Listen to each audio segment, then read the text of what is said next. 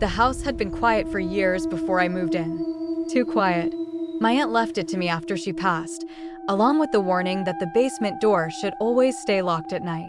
I thought she was being superstitious, the kind of old habit people carry from childhood. For months, I followed that rule without thinking much about it.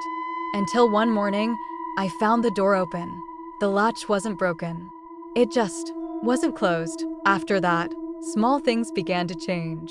A cold draft near the hallway floor. The faint smell of wet soil rising through the vents. Sometimes, late at night, I heard faint shifting noises below me, like someone dragging their feet slowly over concrete. I told myself it was the pipes or an animal caught between the walls. But the sound had rhythm. Steps. I didn't want to go down there, so I ordered a small security camera online. It was motion activated, easy to set up, and gave me a sense of control, or at least, that's what I thought. I placed it on the far shelf facing the stairs and left the light on, thinking that would make the basement feel less threatening. The first few nights were uneventful. I checked the recordings before bed, nothing but dust and the occasional flicker of shadows. Then one morning, around 3:12 a.m., the feed glitched. Just static at first, then a figure, faint, blurry, but definitely there, standing in the far left corner of the room. It wasn't moving, but it wasn't still either. Like the image was breathing. I watched that footage over and over, trying to convince myself it was a trick of light.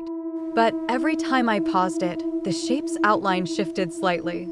I could see what looked like the impression of a head, a shoulder, and something like fingers along the wall.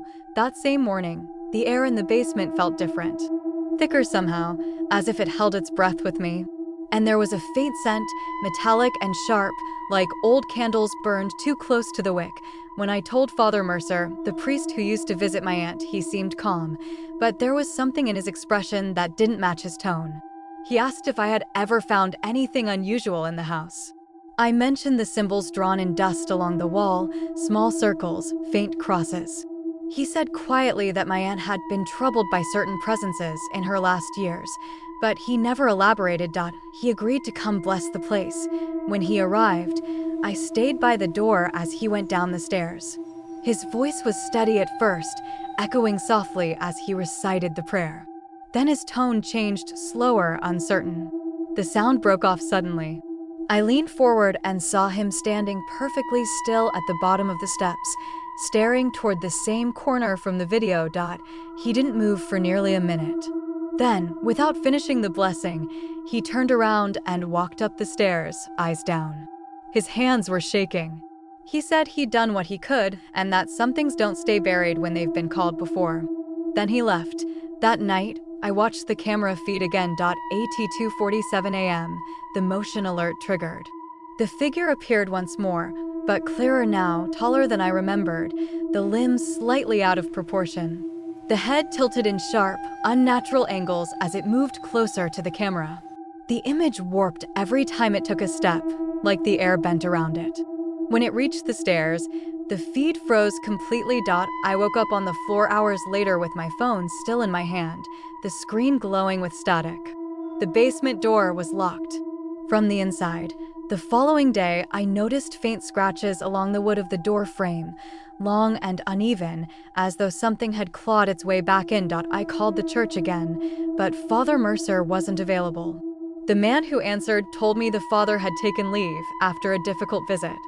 He didn't specify which house, but I didn't need him to. That evening, I unplugged the camera, packed a few bags, and decided to leave the next morning. I just wanted one last look at the recordings to convince myself it had all been in my head, but the final video wasn't from the basement. Somehow, the feed had switched to my bedroom. I saw myself sleeping, face turned toward the camera, blankets rising and falling with each breath. The footage was silent, except for a faint hum in the background, like interference. After a few seconds, something moved near the corner of the frame. A shape emerged from the shadows beside the closet, slow, deliberate. It was bent at first, crawling. Then it stood. And when it turned toward the camera, I saw my own face staring back. The image shook violently before cutting to black. When the next automatic recording started 20 minutes later, the bed was empty. The camera had been moved slightly, facing the door instead. The faint outline of something was visible at the edge of the hall, just the curve of a shoulder, the back of a head motionless. That was the last recording before I left the house.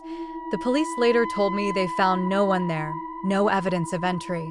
The basement wall where the shadow had stood was solid concrete, no openings, no crawl space, no sign of damage. But I've seen the footage. I know what was standing there. Sometimes, when I wake up at night, I still hear that faint static hum, like the one from the recording. It always sounds like it's coming from somewhere below me. Like, comment, and subscribe. The Room 13 still has many doors left to open.